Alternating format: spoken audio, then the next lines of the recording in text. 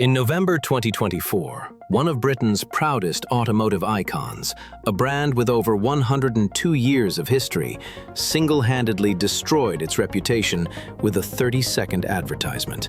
The strange thing is that during those 30 seconds, not a single car appeared. The consequences were almost immediate. Sales in the European market plummeted 97.5% in just 1 year, from nearly 2,000 cars to only 49. This collapse shook the entire industry. The CEO had to resign, while the US president called it a total disaster. Commentators quickly compared this incident to the Bird Light scandal, which had cost an American beer company billions of dollars. At dealerships, a scene of sluggish sales prevailed. The advertising company was laid off, and the entire production line was forced to shut down. An Instagram user encapsulated public sentiment in a single sentence: "It killed the British icon." Over 13,000 people echoed that sentiment.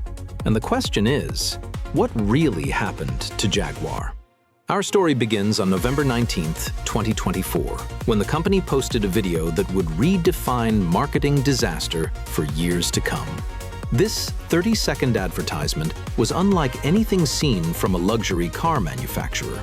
It was filled with images of androgynous models in flamboyant, avant-garde outfits. They held sledgehammers, paintbrushes, and posed in an elevator against abstract, pink geometric backdrops. Absolutely no cars appeared. The campaign's visuals resembled a perfume or high-fashion advertisement more than anything related to automotive engineering. Critics were initially baffled. They wondered if this advertisement was really meant to sell luxury cars. But what made things worse were the brand's accompanying actions. Before posting the new content, they deleted their entire social media history. Years of images, posts, and customer interactions suddenly vanished. In their place were slogans that sounded like motivational posters, pushing back the ordinary, living brilliantly, creating excitement, and breaking the mold. A new logo was also introduced, replacing the iconic pouncing leopard with a Jaguar logo with a mix of uppercase and lowercase letters. They called this part of an exhilarating modernist philosophy, a philosophy that discards everything associated with traditional British luxury. CEO Roden Glover defended this approach, calling it a bold and imaginative reinvention, hoping to attract attention and debate. The campaign certainly garnered attention, but not in the way they intended. Within hours, a storm of criticism erupted on social media. After Jaguar's marketing campaign was released, social media was flooded with comparisons to fashion ads, perfume ads, and anything but cars. People openly mocked the complete absence of vehicles in a car advertisement. Angry comments flooded every platform. Demands to fire the entire marketing team behind the video were everywhere. The problem was that the company had spent a century building its brand values around performance, elegance, and British heritage. Now, they were replacing all those values with sledgehammers and rosy backdrops, erasing its own history to make way for a vision no customer had ever asked for. The advertisement caused almost immediate confusion and ridicule. This online storm of outrage might have been contained to some extent, if not for the intervention of a figure of considerable stature. The same day the ad was released, the Tesla CEO posted his response on the X platform. He wrote, "Do you sell cars?" That simple question, delivered with sarcasm from Elon Musk, went viral instantly. Millions saw it in just hours. This comment became the most shared response to the campaign, shaping the tone for everything that followed. As the owner of X and one of the world's most followed accounts, Musk's mockery carried immense weight. He is the face of the electric vehicle revolution that Jaguar is desperately trying to join. The gates of criticism were thus thrown wide open. Influential figure Andrew Tate didn't hesitate to call the ad nonsense. British politician Nigel Farage went even further, predicting the company would go bankrupt and calling the whole thing a commercial suicide. Then, activist Robbie Starbuck created another viral moment, saying, "This makes me want to sell my Jaguar, and I don't even own a Jaguar." Even those with no connection to the brand felt compelled to distance themselves from it. The German newspaper Bild conducted a poll asking readers what they thought of this new direction. The results were astonishing. 93% of the 17,800 respondents voted that the campaign was creepy and no longer relevant to Jaguar. Almost all those who saw the ad rejected it. However, not everyone agreed. Formula One legend Martin Brundle offered a contrasting view, calling the strategy genius for generating so much attention at a time when they weren't actually selling cars. Perhaps controversy was part of the campaign's objective, but the company couldn't rely solely on it. They tried to defuse the situation by inviting Elon Musk for tea in Miami, hoping to turn his criticism into positive interaction. However, this effort didn't yield results. The internet has already delivered its verdict. But the actual sales figures, which are about to be revealed, are far worse than anyone imagined. Numbers don't lie. European vehicle registrations fell from 1,961 in January 2024 to just 49 in May 2025. That's a 97.5% drop in just 1 year, from nearly 2,000 cars to less than 50. Can you believe it? Dealers across the continent sold a combined total of less than 50 cars in a single month. The broader picture is equally bleak. Total global sales have fallen from 62,000 units in 2022 to just 13,000 units in fiscal year 2024. Figures in Europe so far this year show a 75% decrease compared to the previous year. Dealers in the US are also struggling, with sales down 80% from their peak in 2017. Showrooms that used to sell hundreds of cars a year are now selling only a few dozen. In the face of this disaster, the company has offered its explanation. They stated that they deliberately stopped production of all models in December 2024 as part of a strategy to transition to electric vehicles. No cars were produced, so obviously no cars were sold. A spokesperson asserted that comparing sales to 2024 was pointless because they were no longer producing vehicles. Those excuses only worked to a certain extent. It's true they intentionally created a production halt, accepting no inventory until the new electric vehicle line launched in 2026. But the numbers revealed something far more worrying than empty production lines. They showed customers were actively turning away from the brand, even before the discontinuation occurred.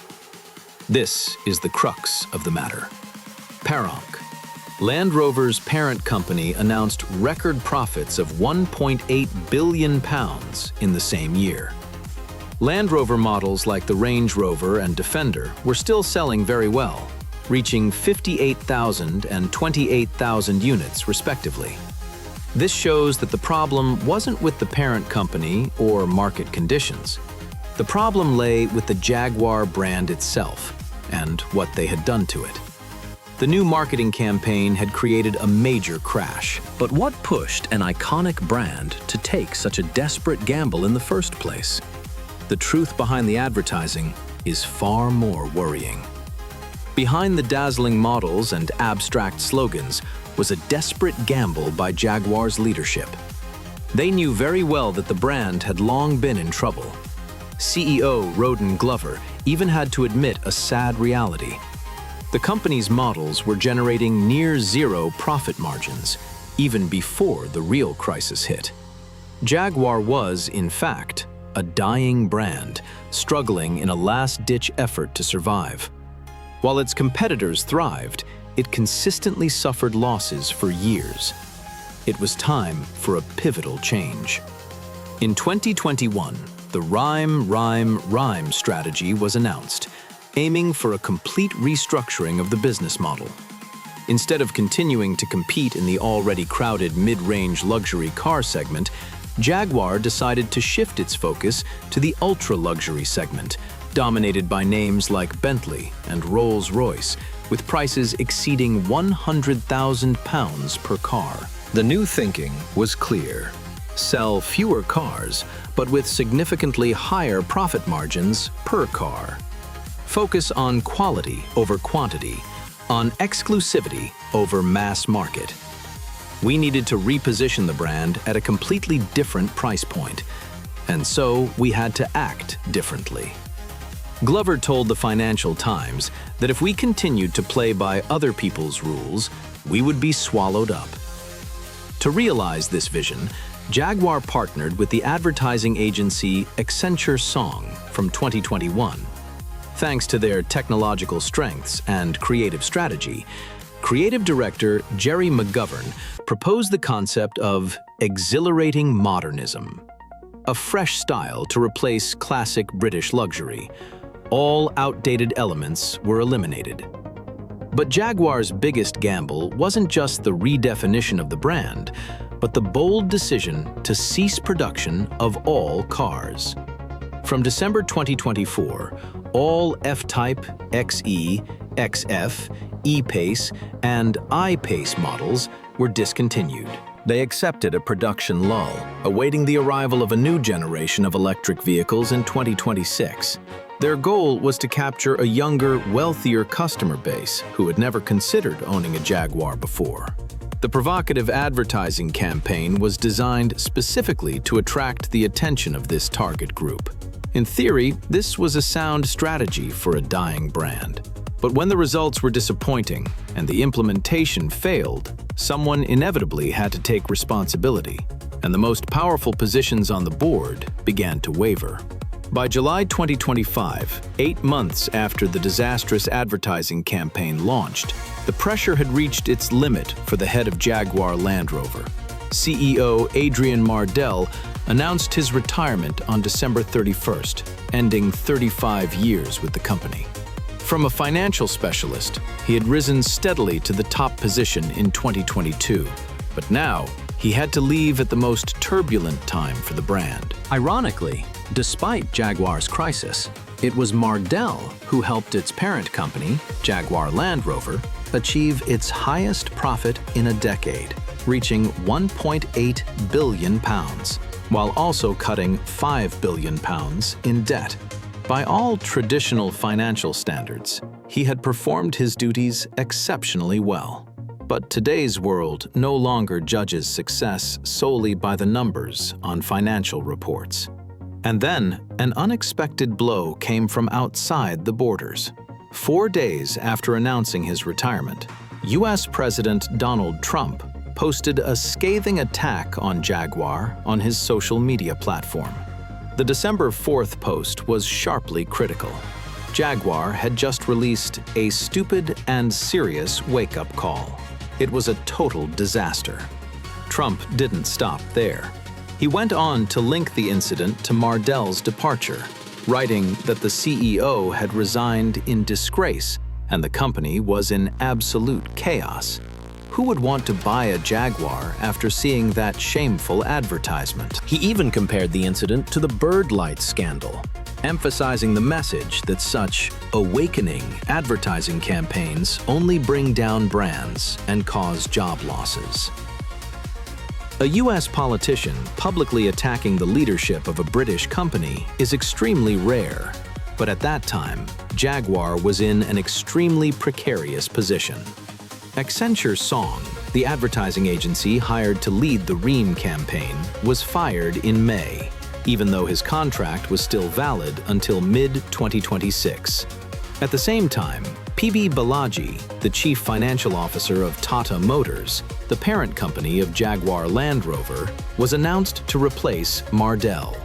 From the outside, the story was portrayed as a shameful resignation under political and media pressure, while the company maintained it was simply a voluntary retirement. The truth probably lies somewhere between those two interpretations. Regardless, Adrian Mardell's departure has closed a controversial chapter in Jaguar's history. But more importantly, this story isn't just about a brand failure. It's part of a deeper cultural battle unfolding in the business world, where the lines between brand values, social messaging, and economic gain are increasingly blurred. Jaguar isn't the only case of a brand sinking into crisis. They're just another name on a growing list of brands that have misread the cultural timing. Just a year earlier, Bud Light had become a prime example of this mistake. Its campaign with Dylan Mulvaney, a transgender influencer, sparked a fierce boycott, costing the company over $1.8 billion in sales. A brand that had dominated American culture for decades lost market share overnight. Now, the same thing is happening across the Atlantic. Conservative commentators were quick to point out the parallels. The phrase, "go woke, go broke," has become a popular slogan to describe companies perceived as prioritizing social messaging over their core customers. Experts are deeply divided. Marketing Week called Jaguar's campaign madness. Meanwhile, Steve Moore of the Heritage Foundation wrote that hijacking a long-established and respected brand to impose a vision of a genderless, conscious world, completely contrary to its target audience, is a grave and counterproductive mistake. The timing was also against Jaguar. Their campaign launched amidst a global backlash against corporate diversity and inclusion programs. What was celebrated in 2021 was now seen as artificial and forced in 2024. Cultural trends had shifted, but a strategy built over many years like Jaguar's couldn't keep up. The model seemed obvious. Brands that respect their customers thrive, while those that try to lecture them fail. The story of Jaguar, viewed fairly, is not just a political issue or a social trend. It's a fundamental lesson in business and branding. No company can attract new customers by insulting or abandoning those who have been loyal for years. Every strong brand knows how to build on its past legacy, not by denying it. Jaguar chose the opposite path. They tried to completely erase their history, hoping to create a brighter future. But loyalty cannot be built by destroying old loyalty. Those who once dreamed of owning a Jaguar, a symbol of elegance, power, and British spirit, felt betrayed when those very values were treated as outdated and needing replacement. Instead of celebrating its heritage, Jaguar acted as if they were ashamed of it. In the business world, authenticity always trumps trends, and the quickest way to lose customer trust is to make them feel ashamed of themselves or of the past that built their brand. Jaguar's marketing mishap in 2024 will therefore not only be remembered as a marketing failure, but also as a classic lesson in how an icon loses its way when it forgets why customers loved it in the first place. Thank you for taking the time to watch this video. If you found the content helpful, please leave a comment and check out other videos on the channel to support the team. Goodbye, and see you in the next video.